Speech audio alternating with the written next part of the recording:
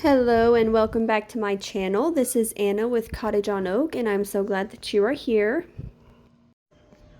I was going to take this out and put that butcher block over there from mom and dad with the counters right here, and then on this side the one counter that was here and the butcher block over it, and then this empty space I was going to put my trash can. Or should I just leave this here, bring that cabinet in here and buy a 2-foot butcher block and put this up on that? So that was a quick clip I sent to my sister, giving her my kitchen renovation ideas. So the kitchen's a mess because I cleaned my little pantry cabinet out completely, took everything out, and I'm going to end up moving it because this kitchen is just not working for me anymore. You can see I'm pointing to all of this empty space back here. I don't like that being there. It's not being used.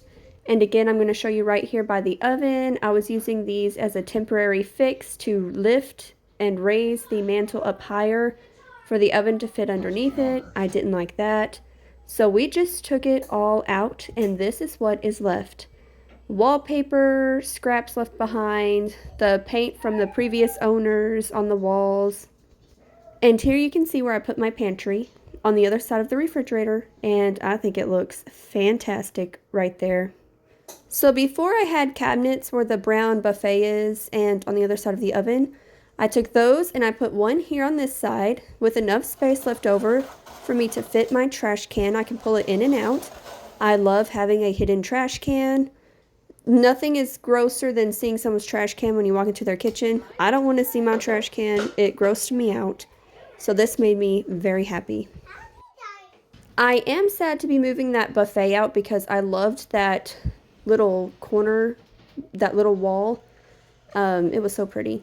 That is the butcher block I used. It's acacia wood. I got these for free from my parents. They were going to use them in their last house. They ended up moving. And when they were moving, these were still wrapped in plastic. So I said, can I take these home? And they said, I guess. And so that is how I got these little cheap butcher block countertops for free. Now there was a big opening, as you saw, on both sides of the kitchen. So I got this fabric from the thrift store last year. I believe it was $4. And so I'm cutting it up and I'm going to create little curtains to cover these gaps, and on the other side to cover up that trash can. Of course, I'm using a staple gun. This is what I had on hand. It was free. Most of this renovation was done with what I had at home.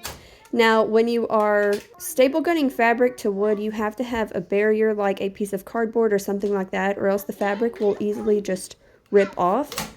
So that is why I am doing the cardboard underneath the fabric. So the wallpaper I did rip off. It was from Amazon. There was residue left on the wall.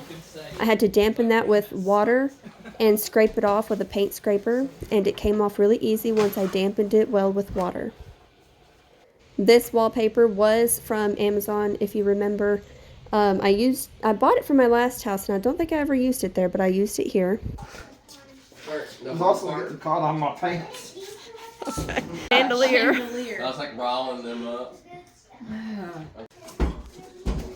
Okay. It's up. Alright, so now let's start scooting it. Oh man. So this was in my mind all along. I just didn't know how to execute it, but once I got the butcher block countertops, I was like, it's go time, you know. So of course we are a budget family. I'm using antique white from Walmart. It's only like $22, and I think it works better than Valspar from Lowe's. I never thought I would paint this mantle, but here I am, and I'm happy I did it. So my mom and sister helped me paint a little bit, and once we were done, I also painted this wall, the antique white, and on the other side of my kitchen by my sink, I painted that section antique white. And I love this color. It just gives your house like that 90s warmth glow to your kitchen. I love it so much, especially in a cool toned gray-white era. And while the kitchen is obviously not done, I am trying to dress it up and make it feel done and get dinner ready for tonight. You can see behind there my mantle was damaged in our move from our last house to this house.